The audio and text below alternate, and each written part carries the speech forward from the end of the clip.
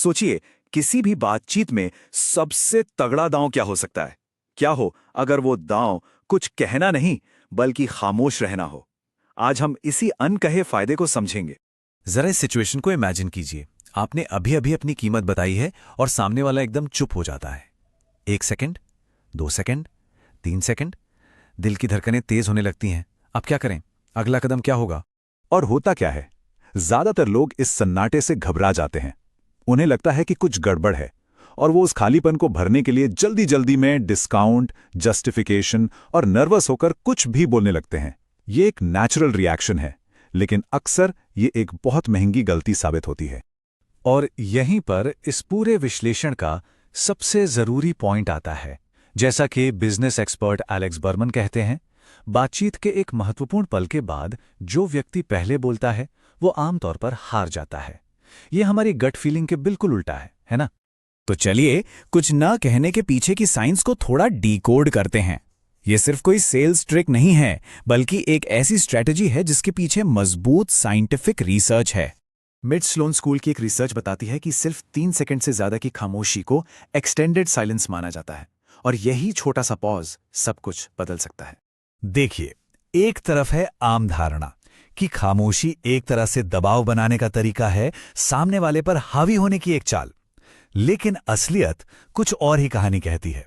Research बताती है कि खामोशी असल में एक आंतरिक चिंतन को जन्म देती है। ये एक ऐसी विचारशील सोच को बढ़ावा देती है जो दोनों पार्टियों के लिए फायदेमंद समाधान खोजने में मदद करती है।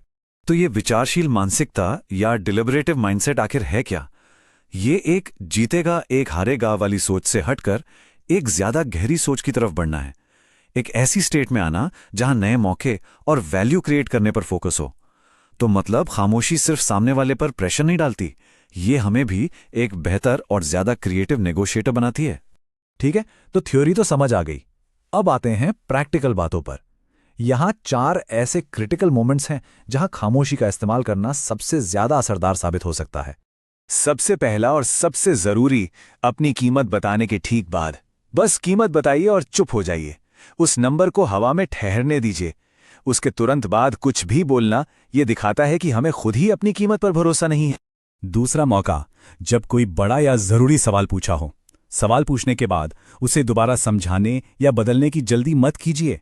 वो जो खामोशी का पल होता है ना, वो अक्सर सामने वाले को ज्यादा ईमानदार जवाब देने पर मजबूर कर देता है। तीसरा, जब सामने से कोई काउंटर ऑफर आए, जवाब देने से पहले 3 से 5 सेकंड का एक छोटा सा पॉज लीजिए।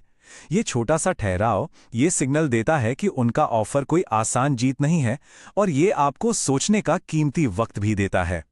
और चौथा, जब सामने वाला टाल मटोल करे, जब कोई कहे मुझे इस बारे में सोचना होगा, तो बस एक सीधा सवाल पूछिए, खास तौर पर किस बारे में, और फिर इंतजार कीजिए। असली प्रॉब्लम क्या है वो खुद ब खुद सामने आ जाएगी। आप देखिए, ये स्किल एक आदत की तरह है। इसे अपनी साइलेंस मसल कह सकते हैं, और ये मानना पड़ेगा कि शुरुआत में ये बिल्कुल नेचुरल नहीं लगता। इसके लिए प्रैक्टिस की जरूरत पड़ेगी। तो इस मसल को कैसे बनाएं? कुछ आसान तरीके हैं।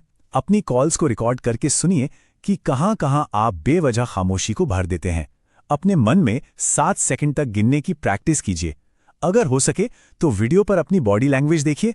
और सबसे जरूरी, हर किसी को खुश करने या पसंद किए जाने की जरूरत को छोड़ दीजिए। अच्छा, एक सवाल मन में आ सकता है कि अगर कोई ये ट्रिक हम पर ही इस्तेमाल करे तो तब क्या? देखिए, अगर ऐसा हो तो सबसे पहले तो घबराना नहीं है।